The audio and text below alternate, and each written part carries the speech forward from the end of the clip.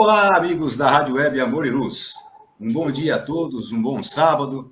Estamos aqui em mais um programa Espiritismo e Atualidades e hoje o tema é Família na Visão Espírita. E antes de começarmos o programa, eu vou passar aqui a palavra ao nosso amigo Ricardo e depois a Nancy para suas considerações iniciais, Ricardo. Um bom dia. A palavra está com você, Ricardo. Bom dia, Alexandre. Bom dia a todos os ouvintes. Que bom que nessa manhã poderemos falar de um tema tão importante que é a questão da família. O que muitas vezes nós não conhecemos o quanto a família é importante na formação da sociedade, de estarmos aqui neste mundo também. Espero que nesta manhã, na nossa conversa, a gente possa trazer um pouco mais de luz a este assunto tão maravilhoso. Perfeito. Nancy, por favor. Bom dia a todos. Mais uma vez, eu só tenho a agradecer, por nós estarmos reunidos, pelo convite, e é muito bom estar entre amigos para falar desse assunto que, como disse o Ricardo, é tão importante para a nossa sociedade como um todo. Então, bom dia a todos, que nós sejamos muito felizes, nessas reflexões que faremos. Ah, com certeza. E, aproveitando, Nancy, eu vou pedir para você fazer aquela prece inicial, pedindo o apoio da espiritualidade e a permissão para que a gente comece aqui o nosso trabalho. Por favor, Nancy. Vamos lá. Então, vamos respirando profundamente, colocando no nosso pensamento a figura excelsa do Mestre Jesus, que está sempre de braços abertos a nos aguardar, nos esperar, com o seu sorriso meigo, espalhando amor em todas as direções. E assim, envoltos nesse amor, que também nutrimos uns pelos outros fraternalmente, esse é o desejo do Mestre, nós vamos agradecendo o dom da vida, a dádiva de estarmos nessa jornada redentora, de crescimento e iluminação. Agradecendo a Jesus, o nosso Mestre incansável, que nos legou o livro perfeito para a nossa felicidade, bastando que a gente entenda o Evangelho e aplique na nossa vida. E agradecendo também aos amigos da espiritualidade, que estão sempre ao nosso lado, nos auxiliando, nos intuindo, fazendo com que nós nos mantenhamos nessa rota de luz, de paz e amor. Que neste sábado nós possamos, desta forma, iluminarmos o nosso coração, a nossa mente, e como pequenas luzinhas, podermos passar um pouquinho da doutrina dos Espíritos e dos ensinamentos do Mestre Jesus a todos que estão conosco. Que assim seja, graças a Deus. Que assim seja, graças a Deus. E antes de que a gente comece o assunto, eu queria destacar aqui e agradecer a parceria dos nossos amigos da TV Espaço Espírita, na figura do Dorival Estrello. Dorival, um grande abraço, obrigado pela parceria. E também na figura do Alain, do Grupo Espírita Samaritano, a parceria que nós estamos tendo com esse grupo aí, que trabalha também aqui na Zona Norte de São Paulo. Um abraço, Alain, a todos os integrantes do Grupo Samaritano e também ao Cido, que faz parte do grupo também. E um bom dia aqui à nossa amiga Eunice Aracaki, ao nosso amigo sempre acompanhando, participante do nosso grupo de orientação aos espíritos, o João Luiz Baís. Um bom dia a todos aqueles que nos acompanham. E antes de começar, eu peço licença a vocês, a gente tem, ao longo dos programas, a gente tem destacado sempre as campanhas que acontecem mês a mês, as campanhas voltadas à saúde física, saúde mental. E esse mês agora de janeiro, nós temos na verdade não é uma campanha só, são duas, Nós temos a campanha que seria, deixa eu até colocar na tela aqui, Fevereiro Roxo e Fevereiro Laranja. São duas campanhas que são feitas no mesmo mês. A Fevereiro Roxo, voltada ao combate ao lúpus, à fibromialgia e o mal de Alzheimer, e a de Laranja, em combate à leucemia. A leucemia, eu vou falar um pouquinho só sobre a leucemia, rapidamente, que é para vocês terem uma noção, e nos próximos programas os âncoras vão falar a respeito de Fevereiro Roxo. A leucemia ela é uma neoplasia maligna, um câncer, que acontece devido a uma a reprodução desordenada dos glóbulos brancos. Ela é uma doença que muitos de nós ouvimos falar, muitas vezes com mais frequência em crianças, mas ela é uma doença que atinge a todas as idades, né?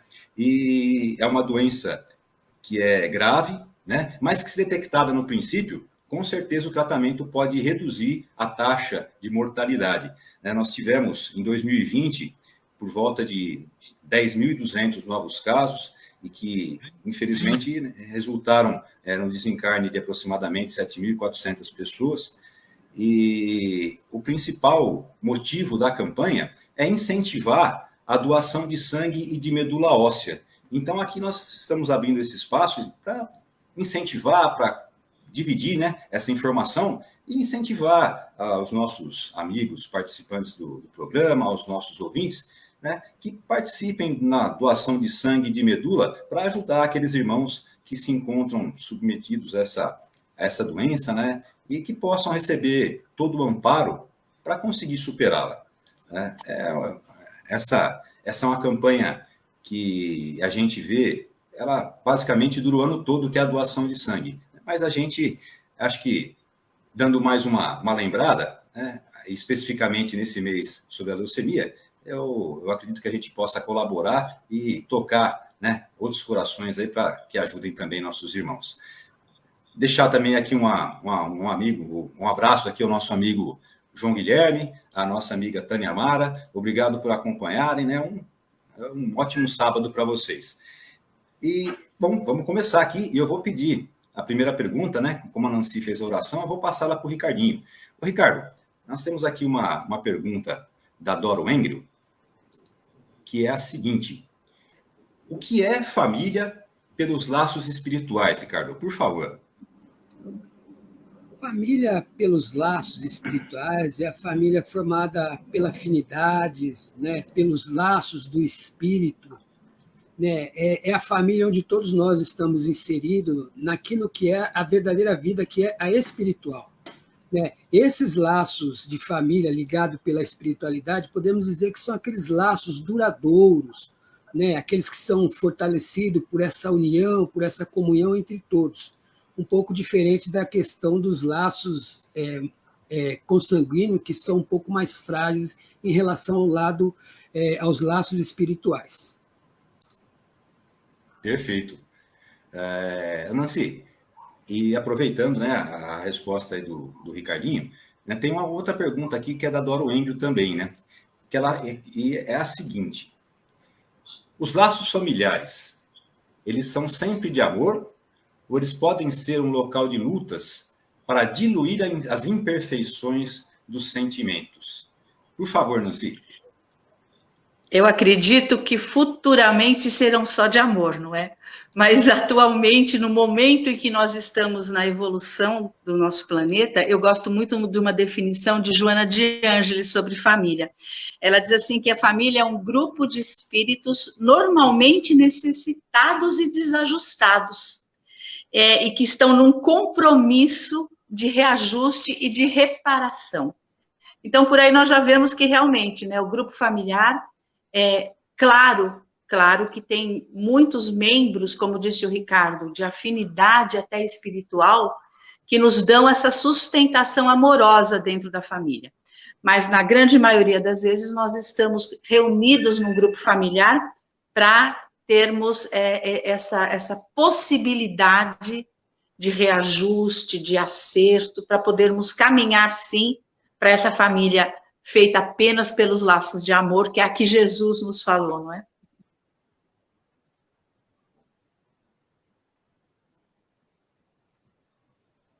Alexandre, você está sem som, está desligado. Eu não estou te ouvindo. Opa, a gente fecha para não atrapalhar e acaba atrapalhando de outro jeito, né? Mas, assim, o que eu tinha dito, né? Realmente, né? Por enquanto, a gente não tem condição de vivenciar só o amor, né? Nós estamos...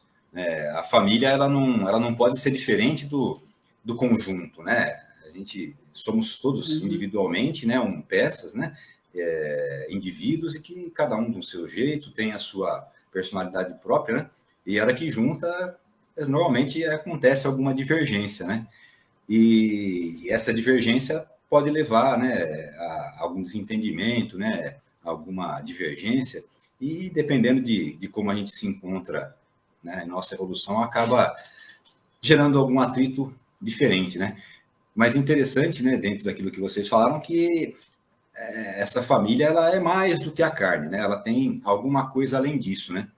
E a gente sabe, né, que vamos colocar assim, a composição da família, ela ocorre já no plano espiritual, né? Inclusive, quando a gente, na chamada do programa de hoje, a gente vê lá, né, eu não pedi para ser dessa família, eu não pedi para nascer aqui, né? Então, a gente, olhando sobre o aspecto espírita, a gente vê que não é bem assim, né? Não é assim que funciona. E até aproveitando, né, que a gente está falando aqui dos integrantes da família, ô Ricardo, tem uma pergunta aqui da Salete, eu vou pedir para você responder para a gente, que é a seguinte, ó. A família a qual pertencemos foi por nós escolhida ou foi programada pela espiritualidade? E aí, Ricardo, eu não pedi para nascer nessa família. É verdade isso aí ou é relativo? Olha, é relativo, né? Tem duas situações, né? As situações, podemos dizer assim, que nós estamos vinculados à família muito mais também pelas nossas necessidades, né? Nossa necessidade de crescimento íntimo, né? Daquilo que nós precisamos de compreensão no nosso desenvolvimento. Então, nós entramos na família por essa necessidade.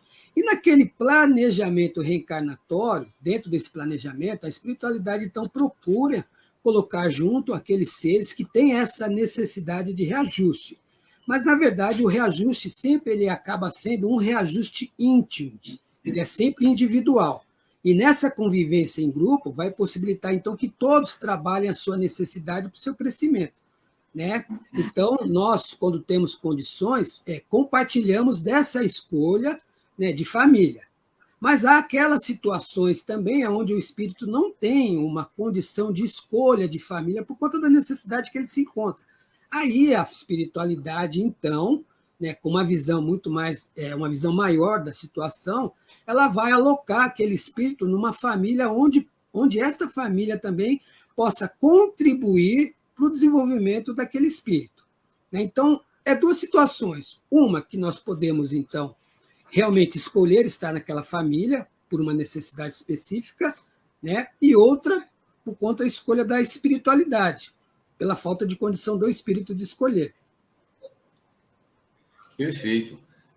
Então, assim, às vezes eu vou poder falar que eu não pedi para nascer naquela família, mas, via de regra, eu aceitei, né? Pode ser que eu não tenha, né, que nem você explicou, né? Pode ser que eu não tenho ainda condições para escolher a melhor família, porque eu ainda não... a espiritualidade pode muito mais que eu me ajudar, né? Mas eu aceitei, né? Então, se eu aceitei, desafio feito, desafio aceito, vou ter que cumprir, né? E até aproveitar, Nancy, a Salete faz aqui uma pergunta que o Ricardo, ele respondeu em parte. Eu vou pedir para você, né, dar só mais uma explanadinha, que é para deixar bem claro isso aí para a gente, né? A pergunta da Salete é a seguinte: nós podemos escolher algumas pessoas com quem temos afinidade para estarmos juntos na próxima encarnação? Ou seja, né, falando em família, né, eu posso escolher alguns integrantes da minha família e também, né, assim, eu posso ser escolhido?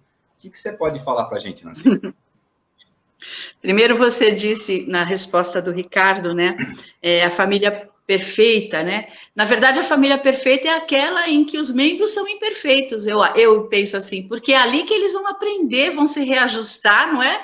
Vão aparar as arestas e vão se melhorar, e vão progredir espiritualmente.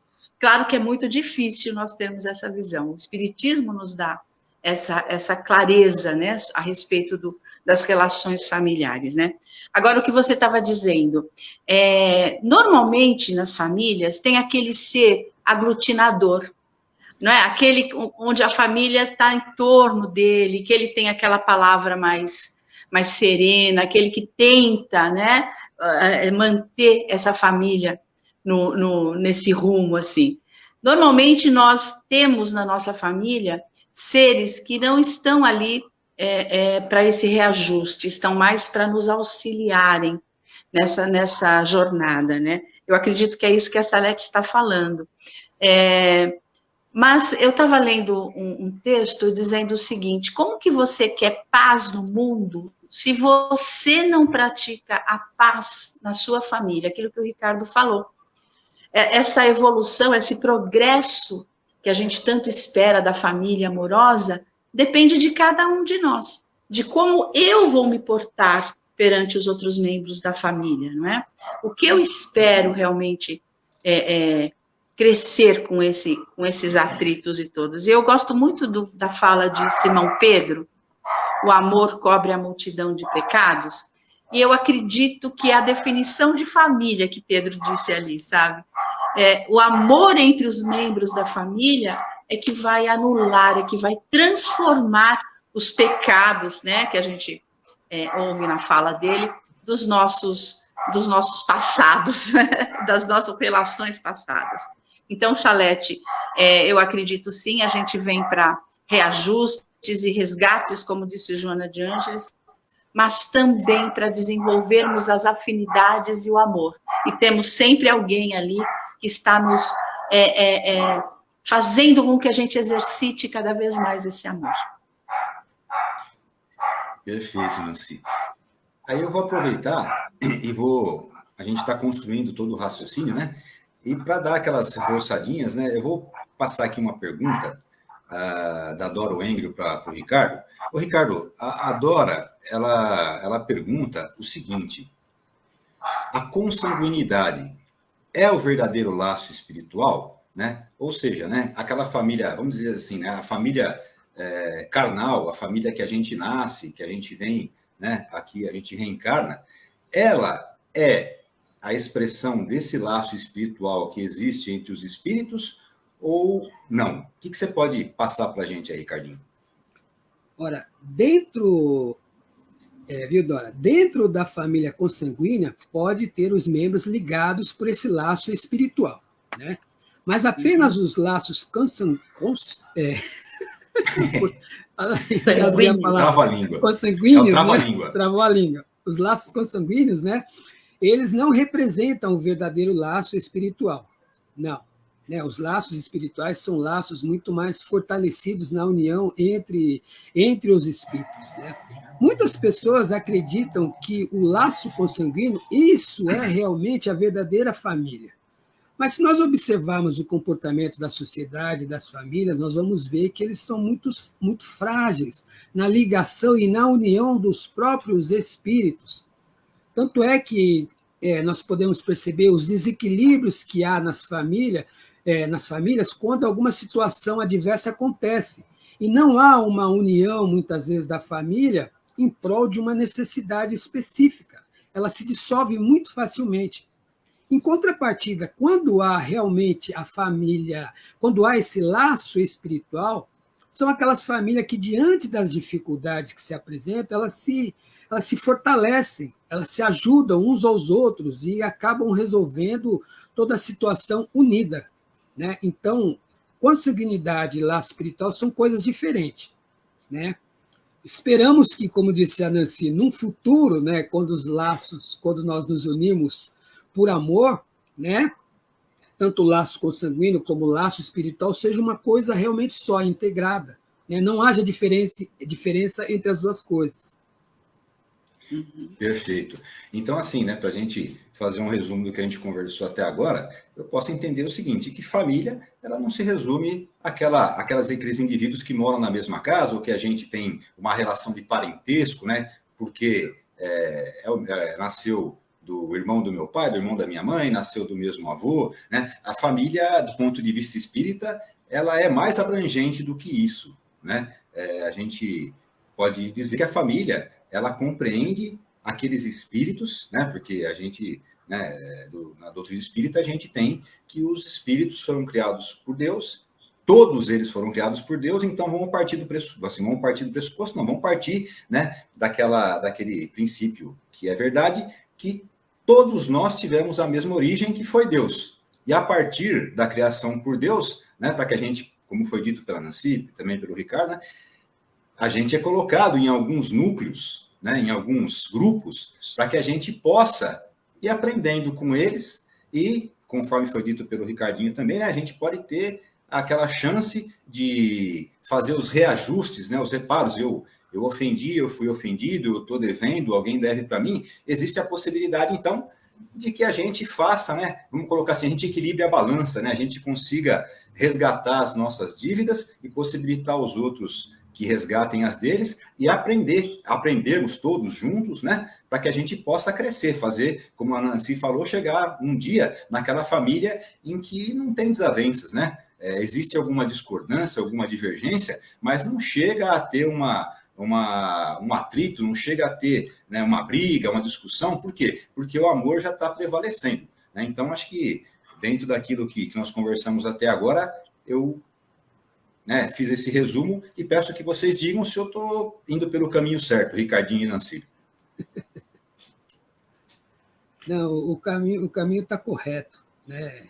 E uma coisa interessante para todos nós pensarmos, que a gente sempre fala de expiação, de provas das nossas vidas no grupo familiar, que nós temos que ter um entendimento com o outro, que fique claro para nós que toda dificuldade que se apresenta em nossas vidas, sempre nós vamos ser o ponto central de reajuste.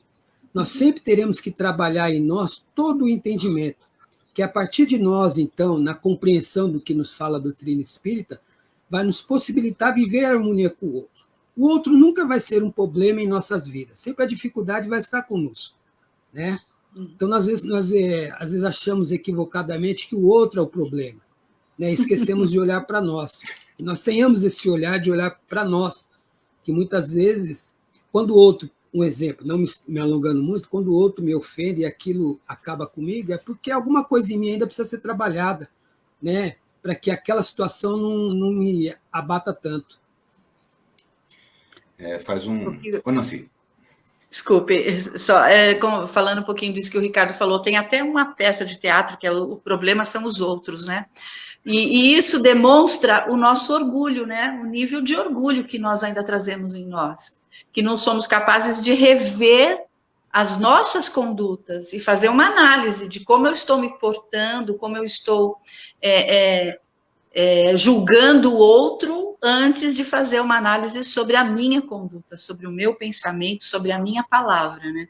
Então, acho que o ponto realmente dessa convivência em família é nós buscarmos analisar qual seria a nossa conduta no lugar do outro, né? Deixarmos cair essa máscara do orgulho, do egoísmo que nós ainda trazemos, e todos nós trazemos, e por isso estamos nessa jornada, em maior ou menor grau, mas trazemos, e que com isso a gente faça essa análise para tentar compreender o outro. A famosa empatia que está tão na moda agora, né? Não, bem lembrado, né, Nancy? Você tocou 2 pontos aí que me chamaram a atenção, que um é a empatia, né? Aquela capacidade que a gente tem de se colocar no lugar do outro, né? E se fosse, né, não eu olhando do meu ponto de vista, mas procurar, né, olhar do ponto de vista dele. Se eu estivesse no lugar dele, o que eu faria, né? E aí entra aquilo que você falou da questão do egoísmo também, né? Que muitas vezes a gente acaba se voltando tanto para nós mesmos, né? A gente volta, né? A gente tem aquela visão de que nós somos o centro do universo, né? E a gente vê que até Galileu, né? Quando até teve um episódio lá, né, que quase resultou na condenação de Galileu, né? Que ele falou, olha, a Terra não é o centro do universo, né? Se a Terra, que é desse tamanho, tão maior que a gente, não é o centro do universo, quanto mais a gente, né? A gente muitas vezes se coloca como centro do universo e acaba tudo que vem nos ofende, né? Porque vai contra a nossa vontade, né?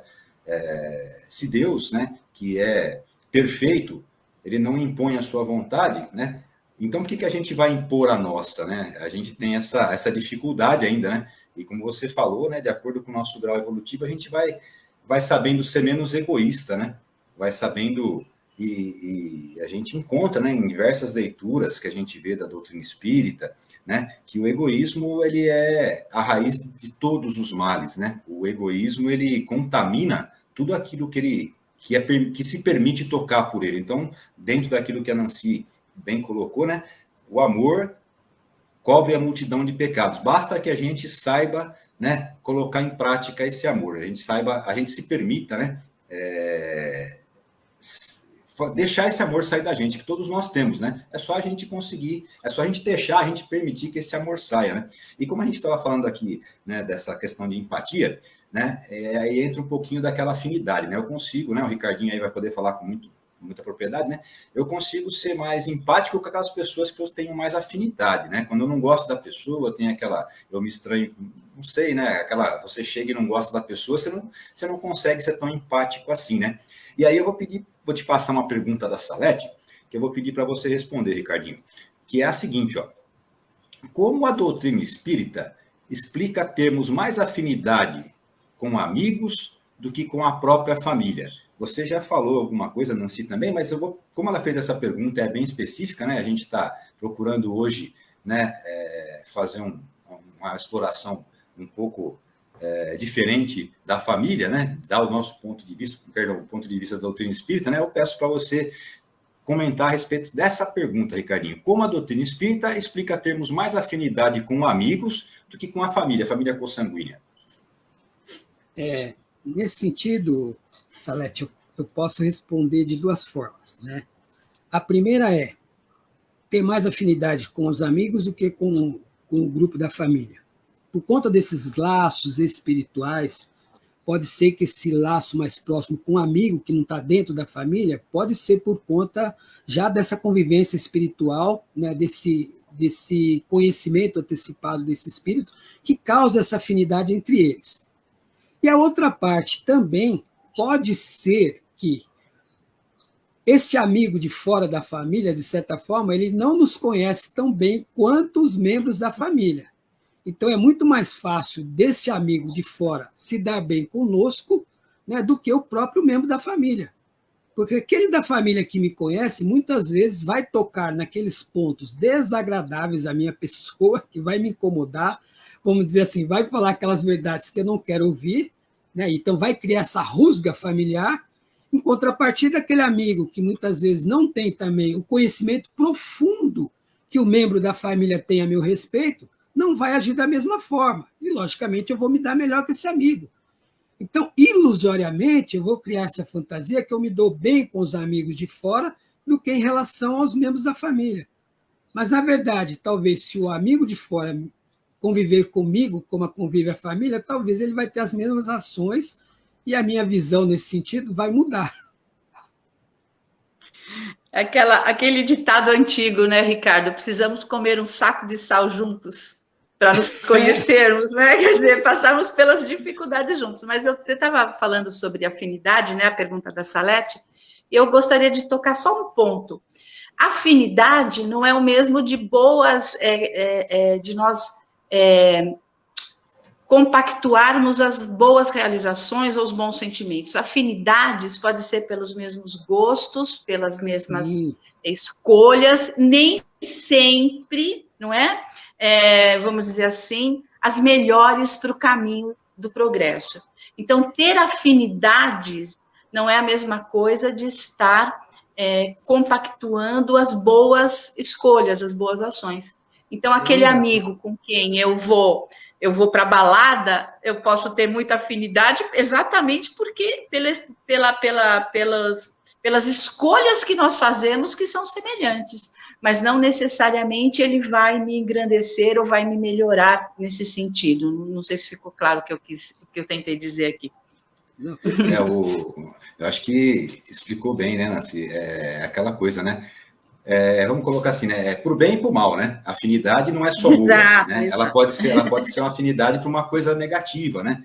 É uma coisa...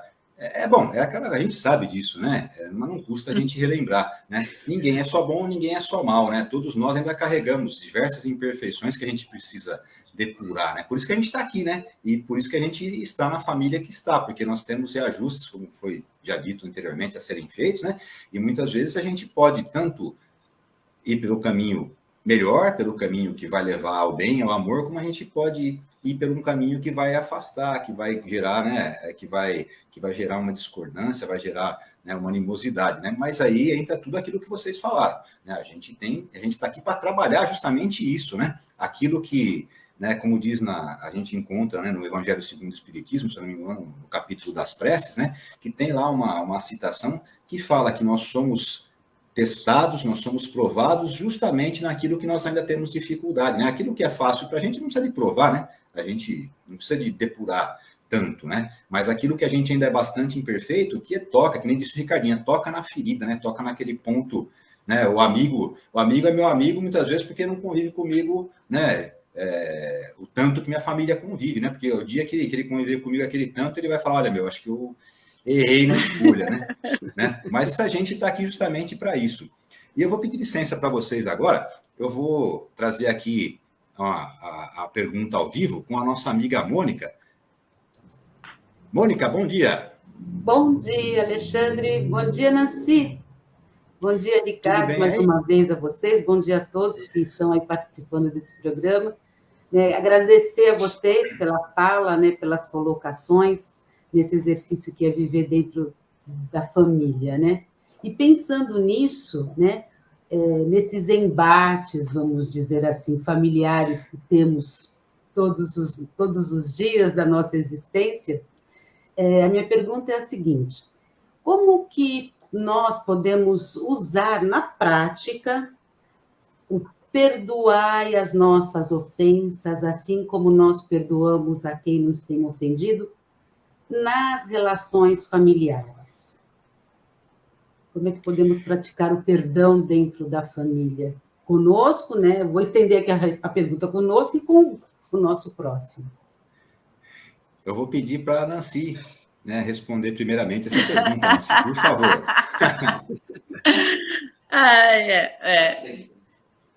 Perdoar não é uma questão tão simples, né? O Cido está aqui do meu lado, fala que você tem experiência comigo.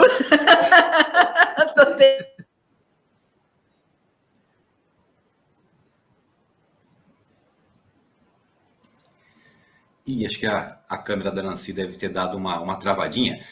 Ô, Ricardinho. Ela travou mesmo. Eu vou pedir para você a gentileza de... Então, você... né, vamos trocar, né? Você responde primeiro, depois a Nancy dá a resposta dela. Peraí. Voltou. Bom, ô, Ricardinho, vamos fazer desse jeito, sim. Então? Vamos. Por favor. Olha só, Mônica, a grande dificuldade nossa de perdoar, né? Quando nós não conseguimos exercer o perdão sobre qualquer questão, muitas das vezes nós não paramos para pensar o porquê nós não conseguimos... Vocês estão me ouvindo? Agora então, sim. Sim, é porque toda a imagem aqui eu fiquei meio... né? Mas retomando a questão que a Mônica nos colocou, não é? As pessoas mais difíceis com quem nós nos relacionamos na família, normalmente, eu estava dizendo sobre isso, o Chico Xavier dizia assim, e você acha que aquela pessoa é difícil? E você já parou para pensar o quão você é difícil para os outros? E eu fiz esse exercício, uma pessoa complicada da gente entender até, sabe? Mas aí vamos buscar a história de vida dessa pessoa. Eu sei que muitas vezes não justifica, né? A gente fala, mas isso foi vivido lá atrás, mas isso deixou marcas nessa pessoa, né? Nessa personalidade. E muitas vezes, quando nós conhecemos essa história como um todo, fica mais fácil nós entendermos as ações atuais, as falas atuais. E aí fica mais fácil a gente exercitar essa questão do perdão. Exatamente aquilo que nós tínhamos falado anteriormente. Eu, se tivesse passado por toda essa situação, como eu seria hoje? Né? E aí a gente vai tentando, porque, na verdade, a gente está aprendendo também, né, a perdoar, né, Mônica? Aí a gente vai tentando relevar as falas, relevar as ações dessa forma, né? E exercitando esse perdão. Não é de uma vez. Não é de uma vez que nós vamos conseguir isso. A não ser que você já seja, né, tenha um entendimento muito grande, uma elevação espiritual muito grande. Mas, normalmente, a gente vai construindo esse perdão. Vai observando essa pessoa. E os seus próprios exemplos, se você quer perdoar, também quer ser perdoado. Então, a sua própria atitude servindo de exemplo para que o outro também observe. Né? Eu entendo que seja assim. Ricardinho, você tinha começado aí, deu aquela interrupção. Vamos completar o raciocínio aí para não ficar sem ponta, com ponta solta. Não, sim, como a Nancy bem falou, né? A gente não, o Mestre Jesus já nos orienta a nunca julgar, não julgar ninguém por conta dessa falta de conhecimento realmente, como a Nancy falou, da história de cada um, né? Então, a questão nossa do perdão, nós temos, como eu vou reforçar essa minha fala, de ter esse olhar para conosco, né? Olhar para nós e procurar entender o porquê é difícil eu dar esse perdão, né, para aquela pessoa.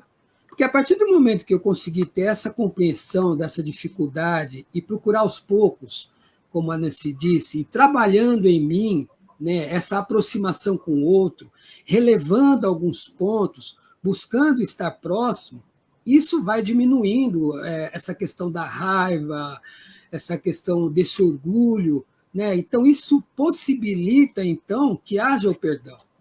Porque muitas das vezes, quando nós não temos essa condição de perdoar, a própria vida, às vezes, ela possibilita acontecimentos que acabam aproximando essas pessoas.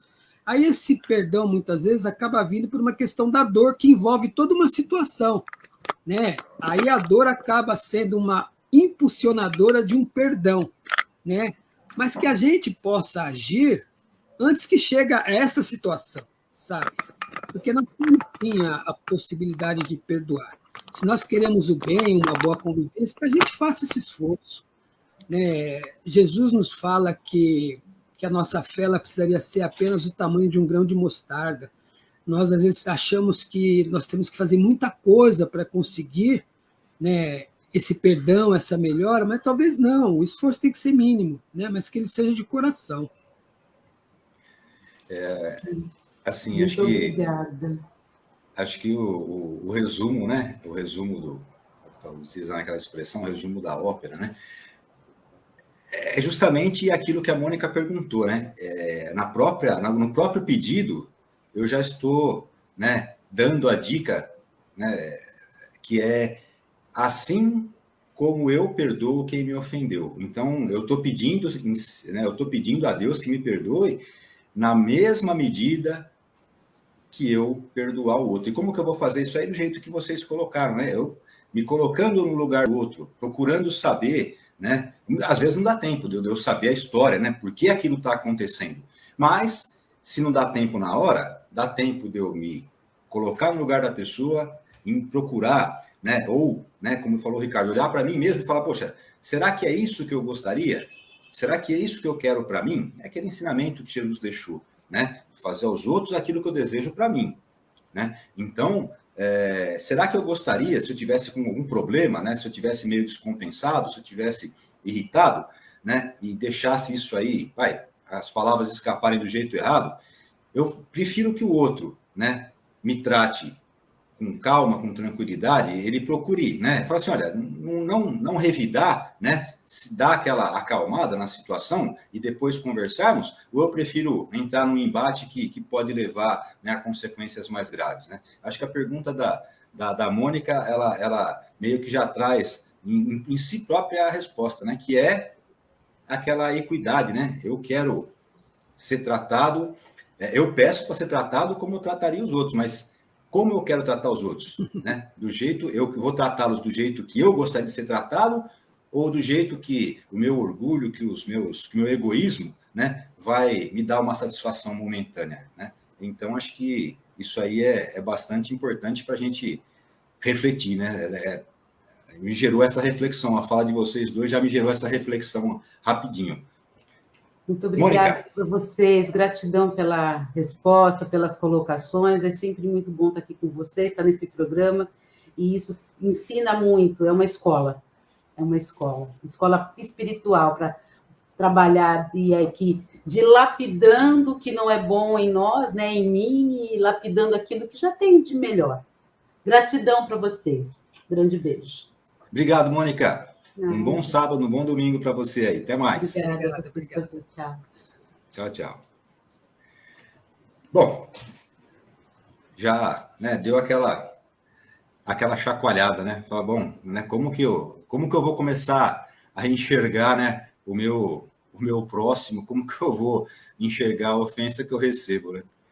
E aí, até aproveitando, né, essa conversa que a gente começou aqui, né, tem uma pergunta da Salete que eu vou pedir para o Ricardo responder, Ricardo, que é a seguinte, ó. Quando não temos afinidade com algum membro da família, que a gente já viu que é possível, que é normal, né? Podemos dizer que é uma expiação de vidas passadas, né? Aquilo que o pessoal chama de karma, né? Ah, você é o karma da minha vida, né? Então, Ricardinho, por favor. Olha só, Salete. Nós espíritos achamos que tudo está relacionado a vidas passadas, né? Qualquer problema que nós temos está relacionado à vida passada. O problema que nós temos, eu vou dizer assim, não está relacionado à vida passada, está relacionado a nós, né? Não é o que eu convivi com o outro, essa desavença que ocorreu no passado.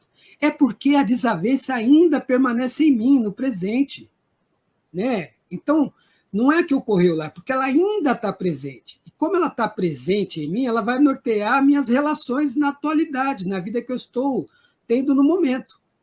Então, quando eu não tenho essa afinidade com essa pessoa, não é pelo que aconteceu lá atrás somente, é porque essa falta de afinidade ainda está presente, ainda. Eu não perdoei essa pessoa, eu não tive um entendimento com ela, porque, embora conscientemente eu não saiba, ainda há essa rusga, essa mágoa dentro de mim, né, que dificulta essa aproximação com a outra pessoa, né? Então, o acontecimento não está lá atrás, ele está muito atual, ele está presente nos dias de hoje, né? Então, nós temos que trabalhar ele agora, né? Porque muitas das vezes nós ficamos presos na busca de esclarecimento só em relação à vida passada, né?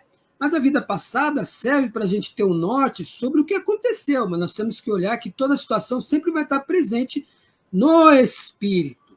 Por isso que as dificuldades ainda permanecem na atualidade, né? E se nós não resolvermos essas pendências íntimas na atualidade, provavelmente elas virão no outro futuro, porque há essa necessidade de crescimento, né? Perfeito. E aproveitando, né, a tua resposta, que você deixou bem claro que a gente tem que trabalhar isso. A gente está aqui justamente para trabalhar, nós e os outros que estão conosco, né? Eu vou passar uma pergunta aqui para a Nancy. Na verdade, são duas, tá, Nancy? Eu vou passar aqui com base nessa resposta que o Ricardinho deu, né? A pergunta, ambas são da Dora, né? Uma mais ou menos que vai ajudar a complementar a outra. A primeira que ela faz é o seguinte: o lar é a nossa primeira escola? Essa é a primeira. O lar é a nossa primeira escola? E a outra, né, que acho que vai ajudar bastante a complementar, o lar é o terreno fértil no campo de trabalho espiritual, dentro daquilo que o Ricardinho falou, né? O lar é o terreno fértil no campo de trabalho espiritual? Então, eu vou colocar, né, essas duas perguntas aqui para Nancy, e vou pedir para ela fazer dentro do possível, fazer uma correlação das duas, né? Se o lar é a nossa primeira escola e se ele é, né, o terreno fértil de trabalho no campo espiritual. O que você pode trazer para a gente aí, Nancy?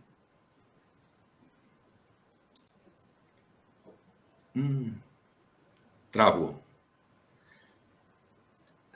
Ricardinho, enquanto ela vai recuperando lá, eu não sei se você conseguiu captar as duas perguntas, você pode falar para a gente aí o teu ponto de vista dessas duas? Se o lar é a nossa primeira escola e se ele, né, é o campo de trabalho fértil, é um campo de trabalho fértil no campo espiritual. Sim, sim. Nesse sentido, podemos dizer, como afirma Emmanuel também, que o lar realmente é a nossa primeira escola. Porque o lar acaba sendo a porta de entrada para todos nós, e é ali dentro do lar, na convivência familiar, que nós vamos começar a ter os primeiros contatos, né, com os outros espíritos que compõem aquela família. Então, nessa primeira convivência, nós vamos começar a receber os primeiros ensinamentos, né, de amor, de carinho, vamos começar também a presenciar as primeiras desavenças, né, que tem entre as pessoas. Então, nesse sentido, o lar, sim, é a primeira escola, né? E a segunda pergunta, me fugiu aqui, Alexandre, é se o lar ele é um campo fértil de trabalho no campo espiritual. Sim, e sem dúvida que é um campo fértil, né? Tendo em vista que naquele núcleo familiar vão estar reunidos ali espíritos, né? Que nós temos que fazer esses, assim, quando eu falo que nós temos que fazer os reajustes, na verdade, o reajuste nós vamos ter que fazer conosco. Mas ali vai estar agregadas pessoas que vão, de certa forma, né, mesmo dentro das desavenças, possibilitar a cada um trabalhar em si as suas questões. Né? Então, nesse sentido, é um lugar rico. Né? Por exemplo, porque no lar vai estar aquela pessoa que vai ajudar você a trabalhar o seu egoísmo, talvez vai ter alguém que vai te cutucar na questão da tua paciência, que precisa ser trabalhada, né? Talvez você precisa trabalhar um pouco mais a sua questão amorosa, então vai ter um membro ali que vai te cutucar nessa necessidade. Então você vai encontrar espíritos que vão te cutucar em pontos que você precisa trabalhar em si mesmo. Então é um lugar ótimo e maravilhoso. Assim como o mundo, de uma certa forma, né, está no planeta Terra, o conjunto como um todo também é uma grande escola também que vai trazer situações diversas para trabalharmos a nossa necessidade em vários pontos.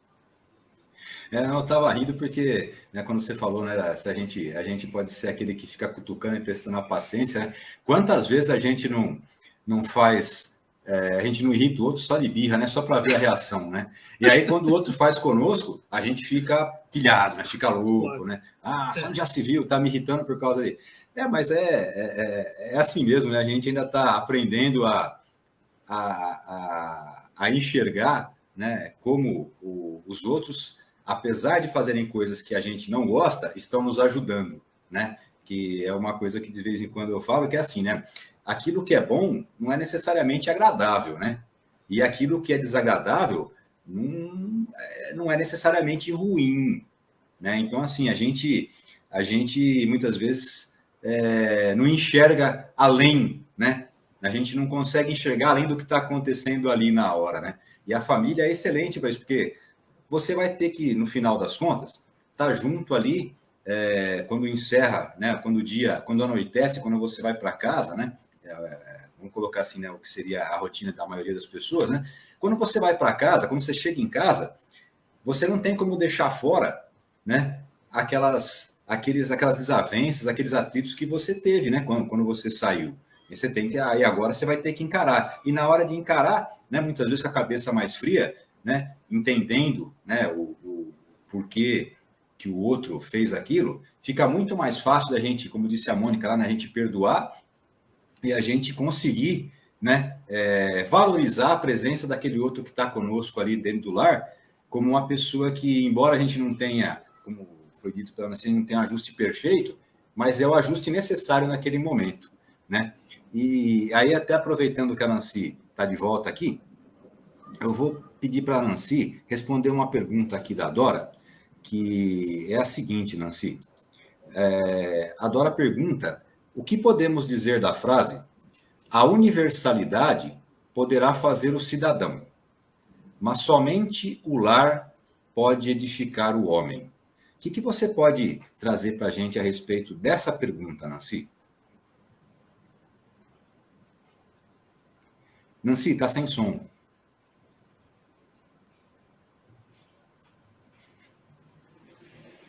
Acho que agora voltou. E continua sem o som. Ainda está sem som, Nancy.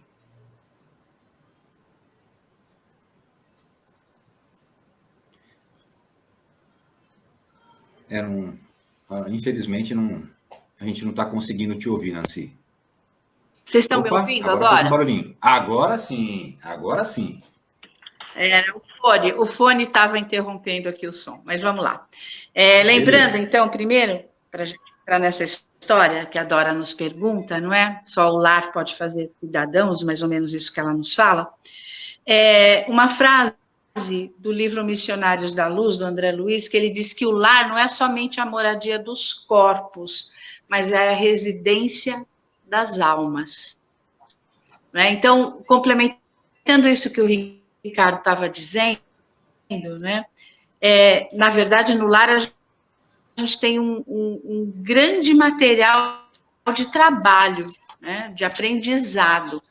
E é exatamente no lar onde a gente vai educar os nossos sentimentos, educar as nossas emoções, que Joana de Ângeles nos fala tanto sobre a necessidade de nós educarmos as nossas emoções. Então, assim, culturalmente, o intelecto, eu posso, e é isso que essa frase da Dora eu entendo, né? O intelecto eu posso desenvolver e educar na escola como um todo, né? Agora, o sentimento, a emoção, o desenvolvimento realmente da personalidade, os valores, é o lar que vai dar. Então, esse cidadão de bem, ele é formado no lar. Agora, como nos diz Emmanuel, nós precisamos das duas asas para alçarmos o voo do progresso. Então, também o intelecto. Então, tem que haver essa comunhão, eu entendo assim, né? Desse ser, dessa universalidade do aprendizado, do desenvolvimento humano, com o lar que desenvolve o sentimento, a emoção e nos faz crescer espiritualmente. Eu entendo que precisa de um conjunto aí, não é? Vamos dizer que são funções, atividades complementares, né? Complementares, perfeito. Vamos colocar assim, a educação e instrução não são, sobre esse aspecto, não são sinônimos, né? A educação seria muito mais ampla que instrução, né? Instrução cultural, vamos colocar assim, aquele conhecimento que a gente recebe intelectual, ele está contido dentro, né, da educação. E aí eu vou passar uma pergunta aqui do João Luiz para o Ricardo, que acho que vai estender um pouco mais, né, o nosso entendimento a respeito do que a Nancy falou, que é o seguinte, né? A pergunta dele, Ricardinho, é a seguinte, ó: o lar bem edificado pode ser a base para termos uma sociedade mais justa e fraternal, né? E de acordo com sim ou não, o porquê. O que você pode passar para a gente a respeito disso, Ricardinho? Olha, eu acho que até na própria resposta da Nancy, do que ela falou, já dá para ter uma ideia que sim, né? Quando ela falou que o lar é onde nós vamos educar as nossas emoções, né? E pode parecer pouco para alguns, mas educar as emoções é fundamental. Porque no lar, quando o indivíduo ele educa as suas emoções, logicamente ele vai ser uma pessoa mais equilibrada, mais preocupada também com as emoções do outro. Então, da mesma forma que ele se sente bem com as suas emoções educadas, ele vai entender o quanto é importante esse trato com o outro para que o outro também tenha esse mesmo sentimento que ele, né? E, de certa forma, se ele já sai do lar com essa formação, ao entrar na sociedade, ao ir para a sociedade, ele vai aplicar esses mesmos princípios lá fora, né? Então, nesse sentido, se todos saírem da mesma forma, a sociedade realmente vai ser mais justa e vai ser mais fraternal, porque terá milhões de indivíduos, né, preocupados sinceramente com o bem-estar do outro, sem estar preocupados com apenas o seu crescimento individual. E essa sociedade vai ser uma sociedade onde o egoísmo, o orgulho já estará batendo em retirada, né? Então, o amor vai estar ali direcionando todas as ações. Então, realmente, esse lar equilibrado ele vai propiciar uma sociedade muito mais justa, muito mais fraterna, né? Dentro daquilo que você e a Nancy falaram, né? Vocês... meu ponto de vista é assim, né? O primeiro contato que a criança tem, vamos dizer, o contato de grupo, o contato de uma vida, entre aspas, social, é com a família, né? A gente nasce, né? Existem casos, a gente sabe que são diferentes disso, mas vamos colocar assim, né? A maior parte das situações é que a criança nasça e vá ficar com a família, né? E aí entra a importância de tudo aquilo que vocês disseram, né? Por que a família é tão importante, né, para formar a pessoa, formar o cidadão? É o primeiro contato, né? E aquele primeiro contato é o que vai trazer para uma criança, que ainda vamos usar aquele paralelo que a gente encontra no Livro dos Espíritos, é uma folha em branco, né? Então, o que ela vai escrever nela própria, ela vai ter que tirar de algum lugar. E quando ela tira de uma família bem estruturada, em que há respeito, em que há amor, isso fica gravado lá, como fica o contrário também. Então, daí, né, a importância de um lar bem estruturado, em que haja amor, em que haja a fraternidade, dentro o respeito, para que essa criança possa começar a escrever essa história do jeito que a gente entenda que vai dar o melhor destino. E eu vou, né, já estamos já com 5 minutos para acabar o nosso programa, né, passa rápido, quando a gente está fazendo alguma coisa que a gente gosta, a gente, né, passa muito rápido. Então, para a gente poder encerrar aqui, eu vou pedir, né, para a Nancy, né, fazer uso da palavra, dar as suas considerações finais, e na sequência o Ricardinho, para a gente poder ir para o encerramento. Nancy? Tá certo. Foi muito gratificante, realmente passou muito rápido. A gente tinha tanta coisa ainda para falar, né? Para conversar, para falar, e passa muito rápido, realmente. Eu só queria dizer que, primeiro, pelo prazer de estar aqui com vocês, pedir desculpa, porque hoje a minha internet realmente está oscilando demais, estou com muitos problemas aqui, mas lembrar sempre que a doutrina espírita, ela pode nos dar essa assistência para a organização familiar, não é? Porque ela vai nos mostrar qual é a missão dos pais dentro desse lar, não é? Quais são as relações que esses espíritos vão buscando para esse reajuste, e vai moralizando todos os espíritos que estão nessa jornada. Então, que a doutrina nos traga ferramentas, como ela nos traz, e que nós possamos aplicar essas ferramentas. Entender tudo isso que a doutrina nos propõe e aplicarmos no nosso lar, para que a gente possa ter essa sociedade que todos nós queremos. Todos nós sempre dizemos, queremos uma sociedade feliz, em paz, não é? E ela tem que começar em cada um de nós, em cada um dos lares. Então, muito obrigada a vocês. Obrigado, Nancy. Nós que agradecemos aí a sua disposição, sua disponibilidade de participar. E, Ricardo, por favor. Eu quero agradecer e dizer a todos que, almas queridas, né? Todos nós estamos aqui no mundo numa oportunidade maravilhosa de aprendizado. Busquemos a compreensão em nós, né? Como a Nancy falou, a doutrina espírita é um manual, vamos dizer assim, que já nos indica o caminho que todos nós temos que seguir. Mas busquemos as respostas sempre dentro de nós.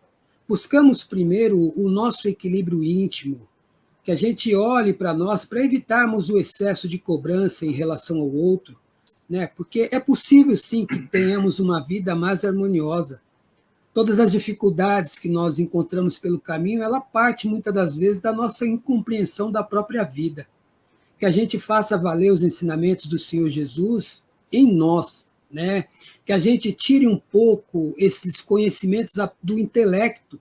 Muitas vezes os ensinamentos eles habitam e vivem somente aqui, no intelecto. Que a gente possa tirá-los um pouco daqui e trazê-los para o coração, né? Para que a gente possa realmente sentir aquilo que fala Jesus.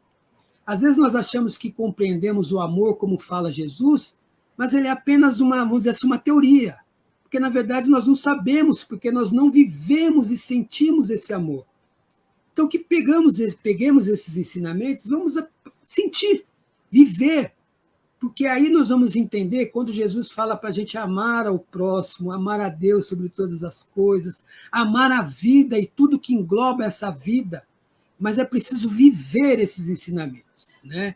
Então, todas essas informações que nós conversamos aqui sobre a questão da família, né, da importância de vivermos em família, tudo isso vai ser possível ter uma família equilibrada se nós trabalharmos esses ensinamentos em nós. Tenhamos coragem para isso, porque nós temos essa capacidade. Tudo depende de nós, né? Então, que a gente tenha essa confiança e sigamos em frente com muita alegria. Ricardo, Nancy, muito obrigado pela participação, pela disponibilidade de vocês, por aceitarem, né, mais um desafio, mais uma oportunidade de trazer, né, para nós, para nossos amigos, mais conhecimento, uma visão diferente, né, muitas vezes sobre o mesmo assunto, mas visões diferentes. Elas são ótimas porque elas acabam nos levando à reflexão, né, e sempre nos trazem ensinamento. Eu agradeço de coração, agradeço aos nossos amigos webnautas que estão nos acompanhando.